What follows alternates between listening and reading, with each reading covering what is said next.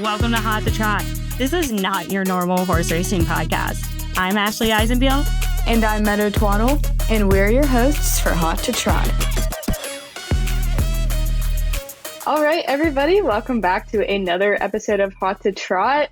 We last caught up on our live episode. We have had a few hiccups along the way, but we're learning, and I don't think that they're as bad as we think they are because we've gotten a lot of good feedback. Yeah, I definitely think we're harder on ourselves than the viewers are, but it's a lot of pressure to do the live. I definitely like the editing version of our podcast way better because when something happens like today and your son orders DoorDash with his girlfriend in the midst of an interview and your doorbell goes off, which is a train horn, yeah, I can clip that out. But on a live, when your guests show up late or you fumble the name of a race, it doesn't really quite work that way. But you just have to laugh it off, go with the flow, and we pivot. We're very good at pivoting. It's my friend's reference, pivot.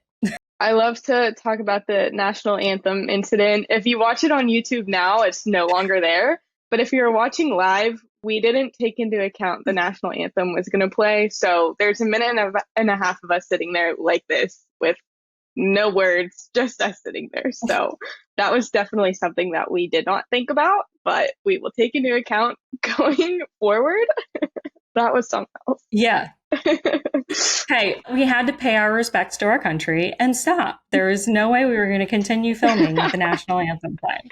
So everyone got the national anthem with us. It was very important. Yes. Well, it's already been like a busy summer for us. Like we've been rolling quick. We did have the delay with Penn National, pushing back Penn Mile, which is fine. But we've been busy girls. And you actually got to go to 2 of the 3 Triple Crown races. So tell our listeners about your experience. Those are your first ones. Yeah. So I got to go to Pimlico with you to watch the Preakness, which was like the best experience ever. I know that you've been to that track 100 times, but that was my first time going. And, you know, we got all the special backstage looksies at everything, the paddock and the Stinks barn. I had so much fun.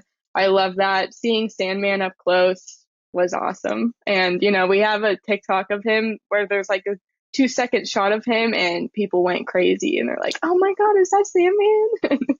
But that was a lot of fun. And then the Belmont, at Saratoga. I've been to Saratoga a couple times, but this is my first time going to the racetrack. It's so pretty. I love Saratoga. And luckily I knew people there, so I got a little bit of a special tour and I was able to watch the race from the backside in one of the turns where there wasn't a big crowd. It was kind of just us and a couple other caretakers. So I got a unique look at it, and the town is so cool. It's very horse oriented. So every kind of restaurant you go to, every little shop is horse themed. So if you love horses, it's definitely a very unique place to check out. Yeah, I love going to Saratoga. It's just has its own vibe for the industry. It's definitely, like I said, I'd like a horse racing person or an equine fan's like destination place. The whole town is just embracing the industry, which I love and I know you love. So yeah. I'm so glad you got to go to Belmont. It is such a cool experience. It being at Saratoga is a little bit different. I usually go when it's Belmont. I haven't been to the Saratoga version of Belmont, but how was the crowd? Oh, it was crazy. It was packed. There were so many people. And the way they have the racetrack set up is the paddock's over here and they go through like a special walkway to get to the track. It was just busy all throughout, but it's good to see a big turnout like that, I guess, for races like this. Oh, well, I'm so happy you got to go and see that awesome race. It was a good race too. So yeah.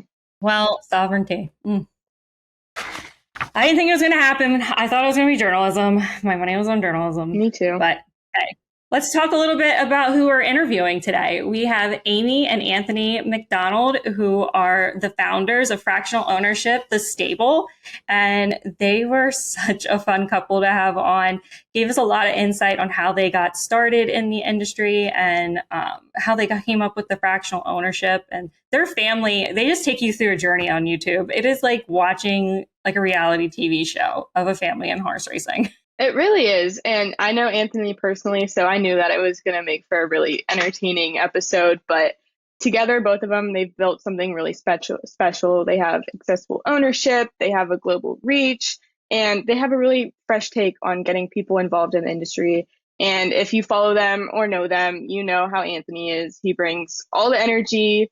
He's fun. He's outgoing. He just won a race here a couple weeks ago, and he was eating an ice cream cone in the winner's circle. It really happened. His daughter Ava brought him an ice cream and he ate it in the winner's circle. So he's just a character. He's so fun. And you can see that in this interview, just his little side remarks and his jokes. He's just a fun person to have around.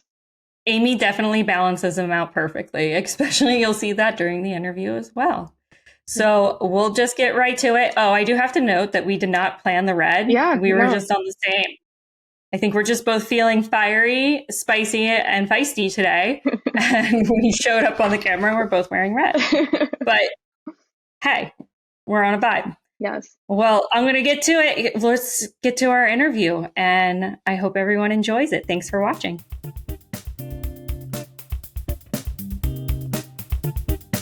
All right, Anthony and Amy MacDonald, thank you so much for joining us on Hot to Trot. We know you both have extremely busy schedules running all over the place, so thank you for taking the time to sit and chat with us. Anthony, I'm going to start with you. Take us back to the beginning.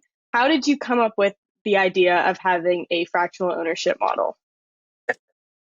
It was 2012, I think, and I, like many people, found out that the Liberal government they were looking at scrapping the slots at racetracks program. Now, many of you may not know what that was in the States. The slots at racetracks program is essentially what you have at the Meadows, what you have at all the other Pennsylvania tracks and tracks in North America. That agreement with a casino, right, where there are funds shared, and a lot of that money goes into the purse pool. So things were good in Ontario for quite a while. And then all of a sudden they weren't. And the government had said they were looking at scrapping the program. And I, like many horsemen, didn't really know what that meant. And it became abundantly clear right away that it was about to get really ugly in Ontario. And you have to understand the landscape at the time. It's not like Ohio was booming, even Pennsylvania, New York. There wasn't a lot of come on over here and we'll help you out type of conversations that were had. It was more or less, you stay where you're at and deal with your own thing and we'll deal with our own stuff. And it became really depressing really, really quickly. My wife and I just had our daughter. We had a mortgage. We were starting a family. And, without the prospect of having a secure future in the industry, it was extremely troubling. And I remember very vividly, my wife had my daughter with her and we went to Queen's Park and I was asked to speak. So Queen's Park would be where your state legislature would be. So on the front lawn of where those politics are done, you're allowed to have assemblies and you're allowed to have speaking engagements. And I spoke there. There was probably, 2,000 or 3,000 horsemen there, and spoke about my family and what horse racing meant to myself and my wife, and how devastating a loss like this would be to our family and all the families that were there.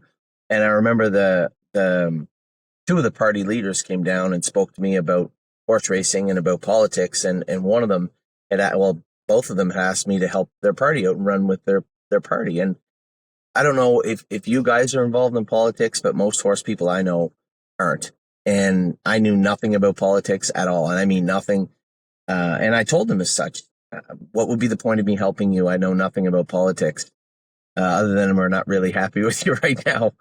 And it took another 2 or 3 speaking engagements. And it wasn't just me speaking. A lot of horsemen were. And it was the conservative leader that came down, the progressive conservative leader, Tim Hudak, that came down. And he said, listen, I don't think you understand. We're not looking to draft a horse person to be the face of a conservative party in your prospective areas. We're asking you specifically if you will help out in Guelph. And I said, what do you mean help out? Like, he goes, we want you to run in Guelph. I said, run what? What are you talking about? He said, we want you to be our flag person in the city of Guelph. So, I mean, ultimately what it boiled down to was when she grew up, when my daughter grew up and my kids grew up, and they looked at me and said, why is there no horse racing anymore? I have to ask myself, did I do everything I could have? And how couldn't I run? So I did. And I spent 2 years knocking on doors and talking to people in Guelph. And, I lost the election because, naively, I agreed to run without understanding the field I was in, so to speak. I was a maiden in with the open pace. I had, I was running against the sitting education minister in the province of Ontario. So I lost. But along the way, I got to speak to all these cool people that knew nothing about horse racing. And when all the dust settled and I came around from the loss, I talked to my wife and we had realized that there was so many people just in the city of Guelph, 130,000 people that knew nothing about horse racing, yet they were surrounded by horse racing. They had Grand River to the north, they had Mohawk to the east, they had London to the west, and to the south they had Flamborough. So literally a town, a city of 130,000 people surrounded by horse racing, yet no one knew it existed. So, we took some money out of the equity of our home. Like, we weren't broken up. We were really gonna double down and really destroy everything.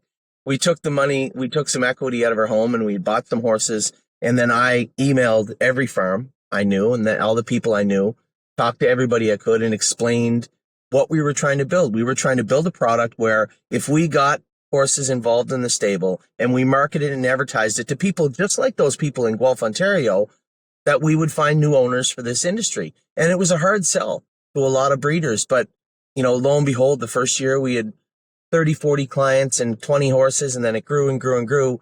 Fast forward just 3, 4, 5 years, and we were upwards of probably 600, 700 clients and probably a bigger stable than most everybody in Canada. So that's the long version, I guess, of how it came about. But one that I'll never forget, because aside from marrying my wife and having our kids, it was easily the best thing I ever did.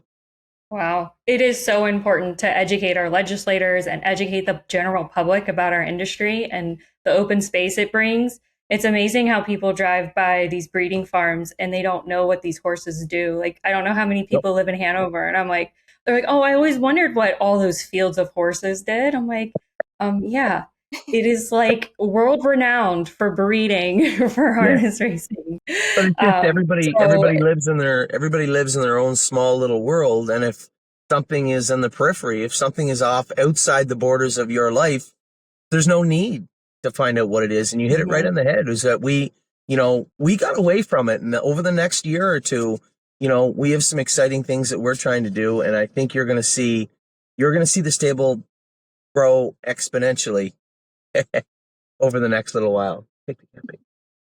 That's awesome. Amy, when Anthony brought home this idea, did you think, wow, he's really on to something? Or did you think, this might be a little bit crazy to put up the house? Yeah. I mean, I was kind of just, like you said, I was a little bit nervous, but at the same time, we were kind of backed into a corner. I do have an education, but I didn't really do anything with it. And I had a small child, and Ollie was born in 2013. So I was knocking on doors with Anthony when I was fairly pregnant. So, like I said, we didn't really have a lot of options. So, we kind of just had to jump in with both feet and see where we ended up. So let's dive into the model itself. Anthony, can you tell the viewers who might not know what exactly is fractional ownership and how is it different from traditional ownership? That's a great question. It's very simple. It's literally fractional ownership. So the whole premise from my discussions from everyday people in Guelph was that owning horses was really expensive. You think about it, everybody's daughter or son wants a pony and you can't afford a pony. You got to keep it, you got to house it, you got to feed it. It's just super expensive. But when you divide that by 100, it's not really that expensive at all. Most of the horses in there were at the time, definitely between $20,000 and $40,000 purchases. Well, 1% of that is $200 or $400, right? And when your bill is a fraction of what your phone bill might be, well, all of a sudden you bring horse racing from this weird sport that is kind of cool that we know nothing about, but we definitely can't afford, to this form of entertainment that is absolutely affordable and maybe the coolest thing we've ever done. And that is the feeling and the sense that I get from the everyday people that got involved with the stable that are now clients, full-time clients of ours. They went from, that feeling of uncertainty because they don't really know what horse racing is. And now it takes up a big portion of their life because as we find out, as we get involved in horse racing, it's a fantastic sport. And when you couple that now with affordability, now you have something that has tremendous entertainment value and it is super affordable. Well, anybody in the 21st century, especially all the younger kids, you're weighing your options. You're saying, well, I want to be entertained, but I want to be able to do it affordably. And there is absolutely no mainstream sport on planet Earth that can compete with horse racing when you factor it in that way. Wow. So do you remember, Anthony, the first horse you bought for the stable? Sadly, I don't. I think my wife might, but I'm sure it was a breeder that sent us a horse. A good friend, a gentleman that came to be a very good friend of ours passed away a few years ago, and he bred, and I remember buying this horse. So his name was Bob Burgess. This was Blair's father, a lawyer, super nice guy. The industry kind of chewed them up a little bit through the I guess the mid 2000s, like it does everybody, but Bob was looking to have a resurgence. Blair was also, and Bob had this colt, and he was in the last day of Lexington. I'll never forget it. He said he's being consigned with Hunterton. Can you go and look at him? And if he goes for less than 22,000, I think is what he said, I'd be interested in keeping him, retaining him, and sending him to you to train for this program. And I said, "Oh, that's great." I went and looked at him. He was a muscle mastiff. He stood off a little bit. He was in the later part of the sale. So I'm thinking he really shouldn't bring more than 22 or 25,000. So as he got closer, I called Bob again and I said, just to be clear, am I buying him on 22? Are we selling him on 22? He said, listen, Anthony, if you like the colt, just buy him back if he doesn't bring what he's supposed to bring. So I think Amy might know better. I think we paid 20 or 22,000 for him right on. And he ended up racing in the Hambletonian eliminations and was our first true good horse. So, I had mentioned this in an HRU video the other day and to our clients when I do our video updates, that we're going to get back to doing a little bit more of that over the next couple of years. We grew so big so fast that, we were just stretched so thin. Like Amy's playing bookkeeper and accountant and I'm doing a million things, when really, if we just focused on what we were good at and we were able to focus on that aspect of the stable again, we'd have 3,000 owners right now, not 900 and some, that's for sure. Our first horse that we had that year was Rose Run Speedster. Lawmaker was the second year. Way to ruin my story, Amy. Like, it was a good story and then you just completely kneecapped. That was the first year, and he actually raced in like the OSS Golds a couple of times. So he wasn't like. Actually, Amy, I'll correct you. I won the OSS Gold, his first OSS Gold with him at Mohawk. But thanks. You want to ruin my story? I'm going to ruin your story too. How do you like that? How did I know this was going to happen? This is good. Amy with the facts. Oh boy. Well, Amy, fast forward to now, you're running a massive operation with horses and clients everywhere. How do the two of you manage, work life and family life? I know I'm speaking to both of you from different countries right now. So this has to be a lot on both of your plates to try and, balance this kind of lifestyle. So how do you guys do it?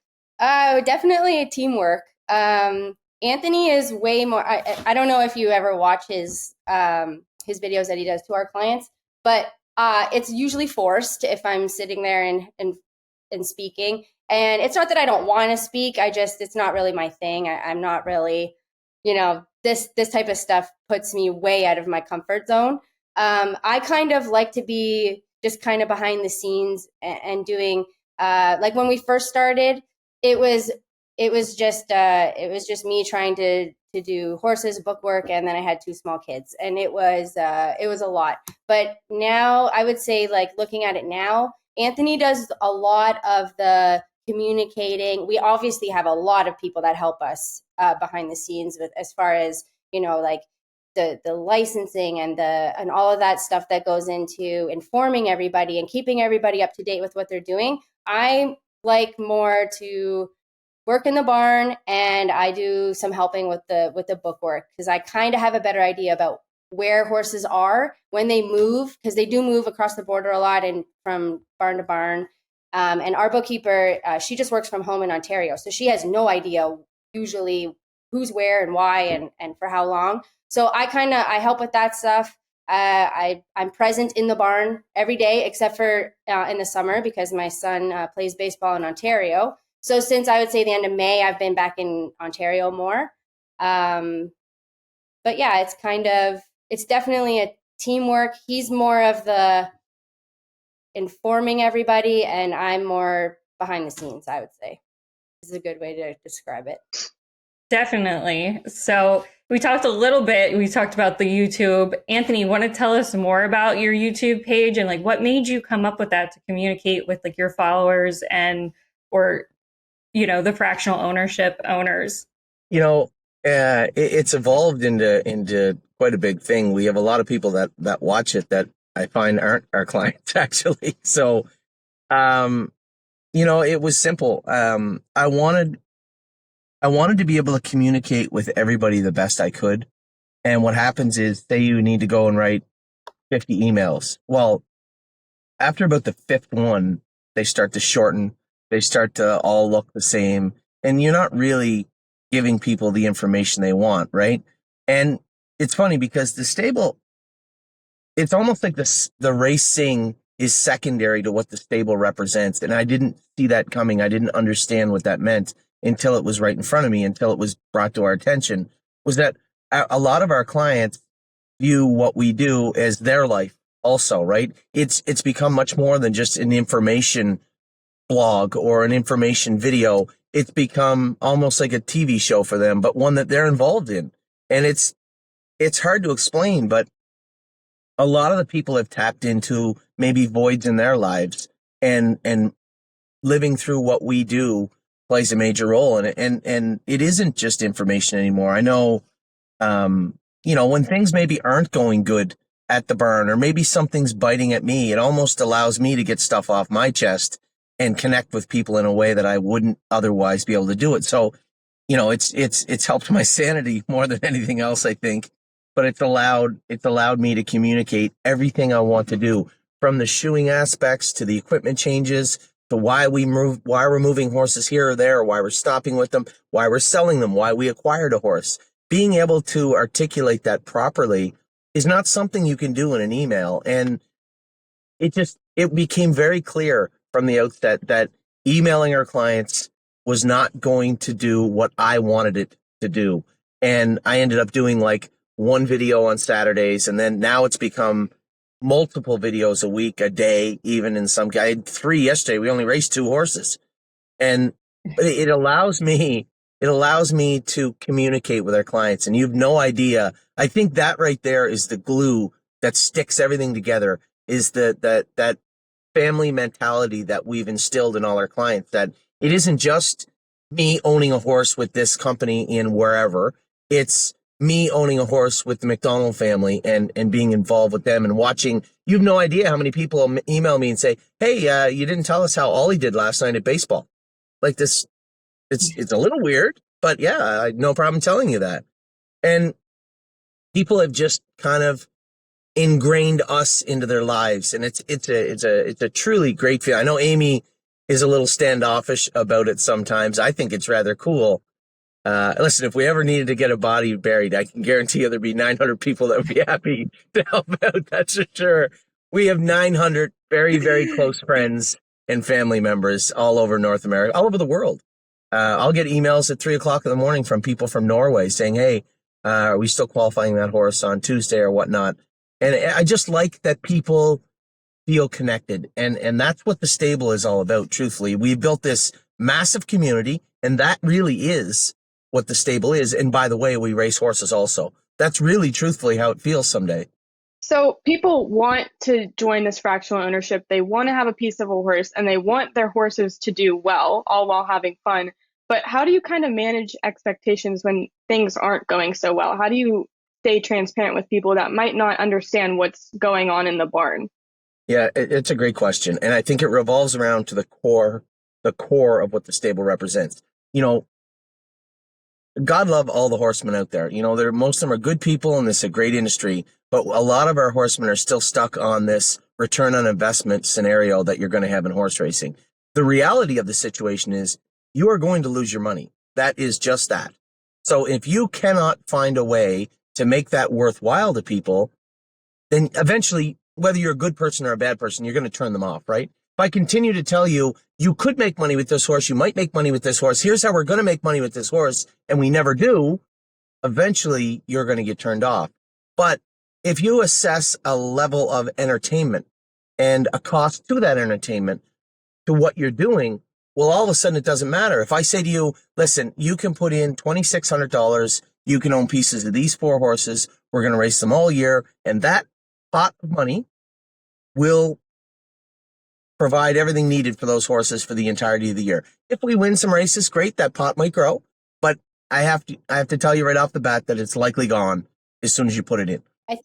I think it's important too, because a lot of people asked us when we started why we didn't just go claim a bunch of horses and do it that way. And we found that developing a baby from, say, like September, October until July, it taught we were teaching the horses and teaching the owners at the same time about horse racing. And I do think that had we approached this with the race horses and not the babies, I don't think it would have gotten as big. Yeah, no, I mean, and Amy hits it right in the head, is that what we found right away was, one, if you trained down that baby and it didn't turn out, if you informed people as to why, all the way along the way, how that horse is progressing, and then you get to that finish/start point where it's supposed to race and the horse maybe didn't turn out, well, they already know why. And what they do next is say, okay, well, how much money did I put into this horse that is apparently a paperweight? How much money did I put into this particular horse? And if you can always assess that dollar amount and say to yourself, well, I did get to go to the barn whenever I wanted to, or I did get to talk to Anthony whenever I wanted to about the horse. I got to watch the horse train down. I got to be immersed in horse racing for a set period of time. Well, really, it doesn't really matter how the horse did. I would like to see the horse win races and do good, but I know that was always an option, that it wasn't going to work out. So one, you have clients coming into horse racing with the right mentality, right? That this may not work out, right? There's no promises. All I can tell you is you will be entertained. That's all I can tell you. After that, if the horse makes it, great. And if it doesn't, that's just the way horse racing is. And that's no different than if you go and open a hamburger place or a pizza shop or any kind of business. There's no guarantees that you're going to succeed. And as long as you approach it with that level of entertainment that has to be where people are comfortable and happy, then there is a certain amount of money that is involved with that. And they can look at that at the end of the day and say, well, yeah, the horse didn't work out, but you know, for the amount of entertainment we received over the last 8 months, that's really pennies on the dollar. When you factor in a football game or a baseball game, you can own a horse from the sale to the end of that calendar year, and all the dollars that you're going to put in for all the bills that are going to be attributed to that horse, and it is probably still less than it would cost you to take your family to a Pittsburgh Pirates game or a Toronto Blue Jays game or, you know, a Steelers game, whatever sport you like. You can look at what it would cost you to go to that game with your family, and I will beat it every single time owning a horse. Every single time. And that's the problem with horse racing, is that we've immersed ourselves in this belief that we need to get gamblers in, right? We need to get people in, but we don't know how, right? We can't finish that sentence. And when it comes to gamblers, I mean, truthfully speaking, if you pay attention to the tote board, there isn't a stable on planet Earth that is more overbet than our horses. So you have this great group of people that says that they're not gamblers, yet somebody's betting on the horses. It certainly isn't me. So I truly believe that fractional ownership has the ability to bring new people in with their eyes wide open, understanding what horse racing is and what it is not. And I also believe that you can somewhat procure gamblers and grow and foster that growth also. And I've said it a million times to the tracks. If we work together, we can bring people to the track, because these people want to see their horses, not just race on TV. They want to see them in person. We can get people to your tarmacs, and if you treat them well, of course, if they have to walk by your casino to get out the door, a large group of those people are going to stop in. So we can work together to foster and grow these clients together over the years. And it just hasn't, that aspect of the stable and that aspect of what I believe fractional ownership can bring to the table, it has not been explored or fostered yet. And that is my goal over the next 5-10 years. Yeah. And how many people can actually say that they own a part of a sports team? You know, you don't get to own a part of the Pirates, but you get to own a part of a racehorse, and you're an owner. So that comes with, you know, a lot of, I think, fanfare and prestige as well. You're an owner of a piece of a sport. So I love it. You did mention before, you went from buying $40,000 yearlings to now buying these high-end horses. How do you go into a sale with a strategy of what horses you're going to buy? You know, we get asked this all the time, and truthfully, the easiest answer is just value. We simply look, you know, and here's the difference between the way we might do it and another stable might do it. You'll sit down with your owners and you'll come up with a list of 20, 25 horses you're interested in. Well, there's 900 horses at Lexington. When I go to Lexington, I'm interested in 900 horses. I'm going to look at all the ones I like. Now, right away, you're going to look at maybe some horses you don't like the sire, or maybe you don't like that dam, you don't like that line. So you're going to cross them off. Okay, that's fine. Then you move along and you say, okay, well, I'm going to look. These are the 10 most expensive horses in the sale. Everybody, you don't need a Ouija board or be a genius to figure out who's the 5 or 10 most expensive horses. Just cross them off. There's no value found in our mind for that. So now what you're looking for is a horse that maybe could have made that list, but doesn't. And then furthermore to that, a horse that maybe is overlooked. And you would be very, very, very surprised every single sale, every time we find a horse that is overpriced. You look at the pedigree, and the thing that makes me feel the best the day after a sale, when I get a message from a client, or even furthermore, somebody who is not affiliated with the stable saying, what was wrong with this horse and how did you get this horse for this price? That makes me feel the best, because it makes me feel like I did my job right. Now, of course, you just have to break it, train it down, and win races with it. I mean, that's easy. So that's really truthfully the hard part. And it's just, the thing I love about this sport and everybody else loves about this sport is the complexities, right? Those little nuances that other people just don't understand. You know, the reality of the situation is it doesn't matter. Put 50 babies in the barn. They have to train down good. They have to stay healthy. They have to stay sound. Then they have to get to the races. Oh, by the way, they have to draw good. They have to be in with horses they can compete with. And then they just have to get a good drive. So there's really not that much to it at all. Amy, do you have to reel them in on the budget sometimes? Yeah, a little bit. No, actually, he's pretty good. Not so much the budget, more like the amount of horses, because like it's almost worse for me if he gets a whole bunch like on sale, because that means that we can get more. And then because I'm more like, he worries about help and stalls and all that after, when they're like on their way. And that's kind of where I'm like, oh my gosh, like we don't have enough, you know? So, yeah, he's more in charge of like the budget, I would say. Like I would be terrible at doing, I wouldn't buy anything. I would just be like, no, I can't do it. So he does that well, but yeah, like I said, it's more like, we already have like 7 for this jurisdiction. So no, but he's getting better at listening. That's for sure. That's good. Amy, what does it feel like to see how far this operation has come? And did you ever imagine that it would grow so big?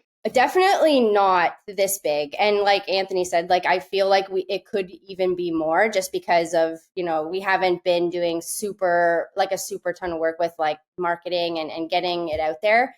But more just like kind of proud, just because we had so many people tell us this is not going to work. And like the first couple of years, we were told like so many negative things, like you guys are crazy, this is never going to work. And we just kind of like, you know, it bothered us, but we just kind of kept going. And we shut them up pretty quick. So yeah, I would say it is a lot of hard work, but also very proud of, you know, where we started and where we're at right now.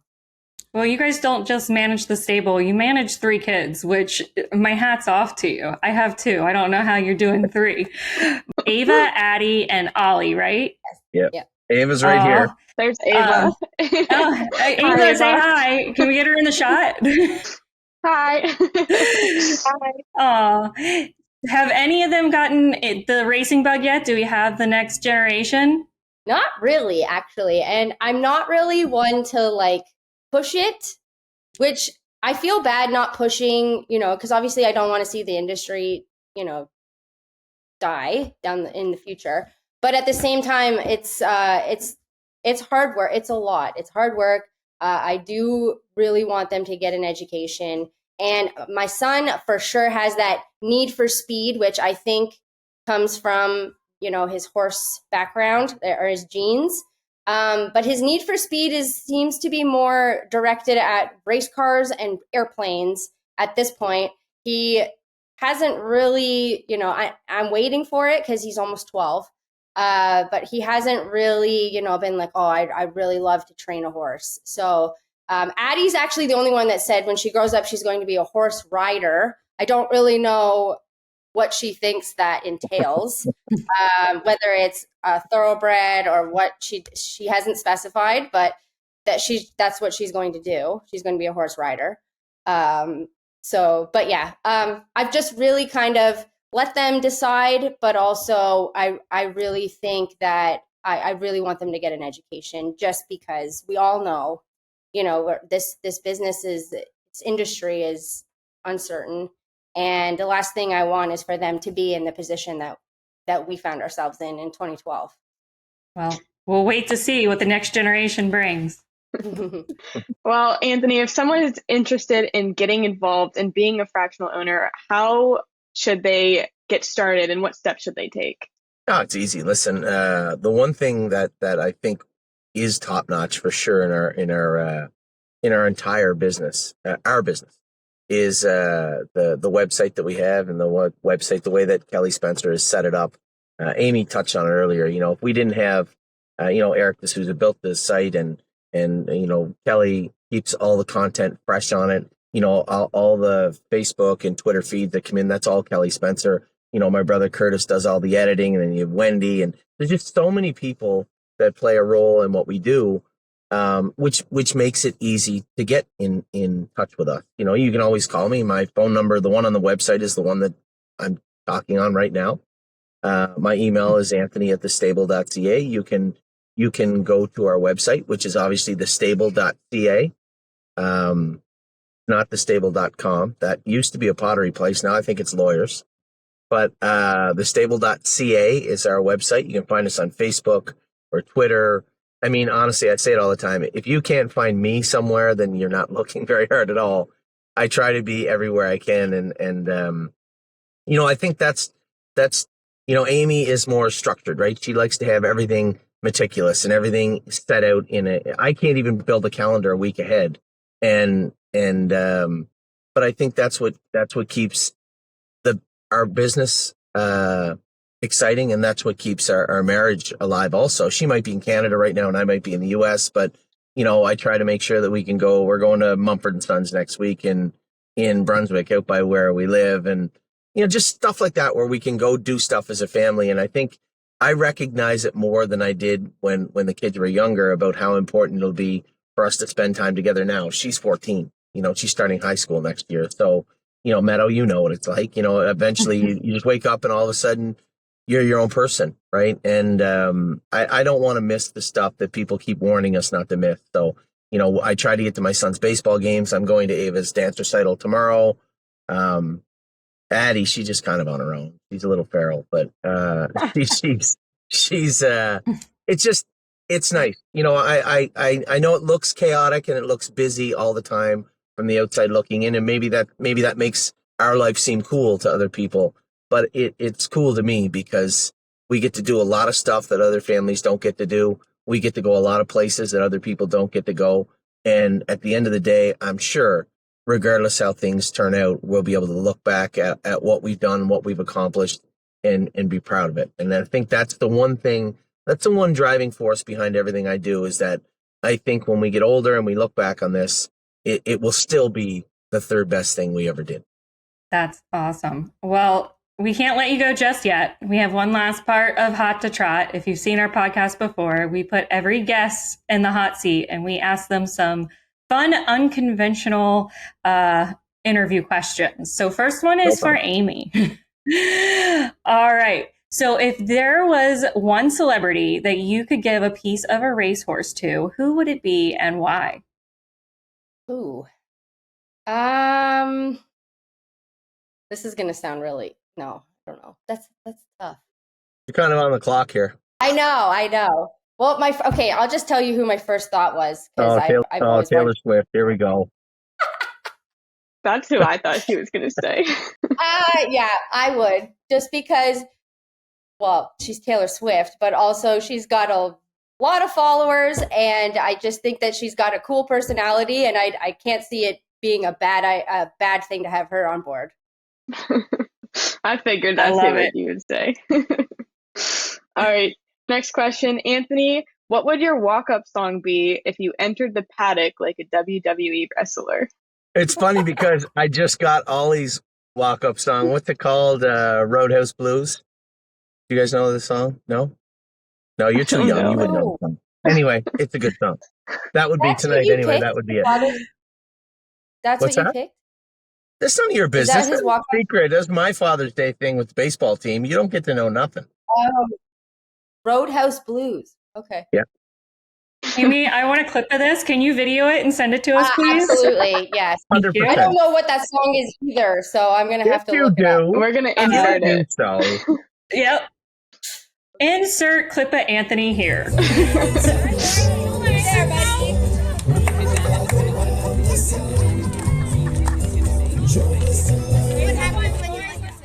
Yeah. All right. We got it then. All right. Next one. Would you both have to answer this. Would you go a week without coffee or a week without your phone? I'm coffee. I could go, 100% correct. She couldn't go an hour without her coffee, and I couldn't go 5 seconds without my phone. Right now, anyway. Yeah. Perfect match. Yeah. All right. Who takes longer to get ready in the morning? Actually, I get ready quite Anthony. quickly in the morning. Don't. Yes, I do. I have a shower. I get my clothes on. I was ready in like 3 minutes. Generally speaking, I might take a little ways to get ready, but in the morning, I'm quicker for sure. Absolutely not. Boy. Who's sitting in the car waiting when it's time to go somewhere as a family? That's the answer. I think that is the answer. I think you are 100% correct. All right. Who is the worst at getting up when that alarm goes off? I don't set an alarm. I don't set an alarm, so it's definitely me. It bothers her to no end. He just hopes he wakes up on time, which for the most, I'm usually up and out of the house like before 6. So, and I usually try to, make sure I turn my alarm off quick and be quiet. So I would say I'm a little better at. Well, I'm the only one that sets an alarm, so I guess I win. It drives her crazy, so I go out of my way to know. If she says, you have to be there by 8:15 tomorrow, I'll be like, yeah, no problem. But I purposely won't set an alarm. And it almost bothers her to the point. I don't even know if she gets to sleep at night. I don't even know if she gets to sleep at night when I have to be somewhere the next day. But yeah, I can usually get up pretty easy. She did say before we started this episode, because someone was a little late, she's like, I should have told him. What happened was my daughter. So this is what happened. My daughter had a dentist. My daughter had a dentist appointment this morning, so I dropped her off for the dentist appointment. I looked right at the lady behind the counter and I said, "Ma'am, how long is this going to take?" She goes, an hour and a half. I said, "Okay, no problem. I'll be back." She said, "Okay," but I think she thought that I was going like to Starbucks, like around the corner. I was leaving, like I was not staying. So I get to the barn, I go out and train the first set of horses. I come off the track, and somebody comes around the corner and says, "Your wife just called, and you have to be at the dentist with your daughter." I said, "No, I don't. I just dropped her off at the dentist. What are you talking about?" They're like, "You need to call your wife. You need to call your wife right away." So anyway, Ava called me and she's like, "They won't even see me until you're here." So I had to take my training suit off, put my clothes back on, go down to the dentist, wait for her to finish, put my training suit back on. I didn't even get done training until 8 minutes after or 4 minutes after 12. And I still had a horse to train. I sent somebody else with it. So I got here as quickly as I could. And see, that's the difference between Amy and I, is she would have scratched the last 3 to make sure that she was here at 11:45. Whereas I just did the best I could to get here at 12, and it was 12:06. That's how I am. We appreciate it. We're not giving you a hard time. She's more like Ermy, where 10 minutes early is 5 minutes late.